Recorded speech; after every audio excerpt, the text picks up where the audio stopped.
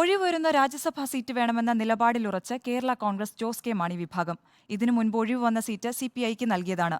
അതിനാൽ ആവശ്യപ്പെടാതെ തന്നെ party seat നിലനിർത്താൻ സിപിഐഎമ്മിന് രാഷ്ട്രീയ ധാർമ്മികത ഉണ്ടെന്നാണ് ജോസ് കെ മാണി വിഭാഗത്തിന്റെ നിലപാട്.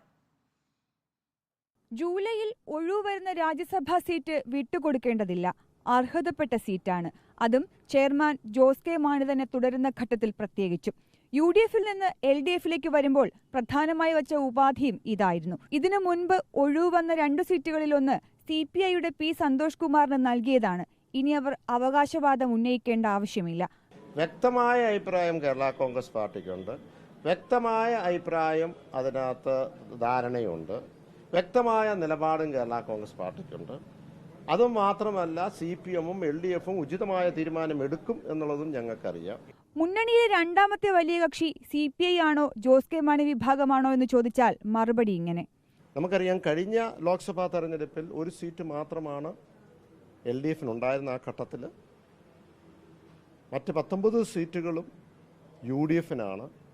പക്ഷേ UDF-ന് ആധിപത്യമുള്ള ആ പ്രദേശങ്ങളിലൊക്കെ ഒരു അട്ടിമറി വിജയം ഇന്ന് LDF-നുണ്ടാകും.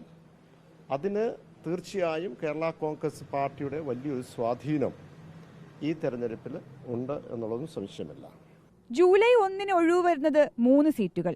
ഇതിൽ 1 UDF-നും 2 LDF-നും. LDF-നുള്ള 2 സീറ്റിലാണ് ഇപ്പോൾ തർക്കം തുടങ്ങിയത്. വീഡിയോ ജേർണലിസ്റ്റ് രഞ്ജിത്തിനൊപ്പം reporter PR Praveena, in reporter, Kottayam.